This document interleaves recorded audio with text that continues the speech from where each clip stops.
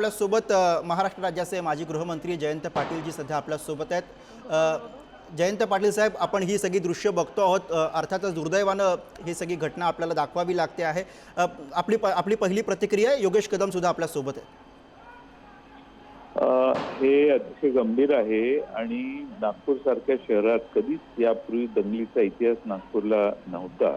हो, पण आज दुर्दैवाने टोकाच्या भूमिका घेतल्या गेल्यामुळं काही लोकांच्याकडून तरुण गटात जो हे झाला, त्यामुळं हे दंगलीत त्याचं पर्यवसन झालेलं आहे। कोणत्याही परिस्थितीत हे ताबडतोब थांबलं पाहिजे।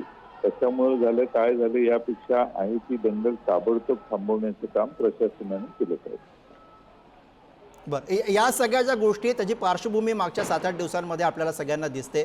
असं वाटतंय सरकारनं आधीच जर का या सगळ्या गोष्टी वेळीच थांबवल्या असत्या, रोखल्या असत्या, सगळ्या ज्या येणाऱ्या प्रक्षोभक प्रतिक्रिया होत्या त्या जर का रोखल्या असत्या, तर अशा पद्धतीचा जो प्रकार सध्या आपण बघतोय तो बघावा लागला नसता। जयंतजी, हो, आता काय कोणी काय बोलावं याच्यावर काही लोकांनी मर्यादा सोडलेली आहे आणि त्याचे परिणाम आणि त्याचे रिॲक्शन वेगवेगळ्या ठिकाणी लोकांना चिथावणीखोर भाष्य केल्यामुळं याला काही मर्यादा राहिलेली नाही।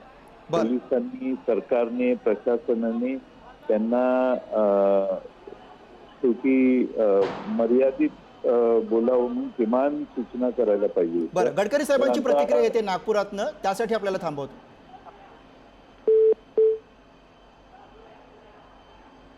तर नागपूरमधली दृश्य आपण बघतो आहोत आणि याविषयी येणाऱ्या सगळ्या प्रतिक्रिया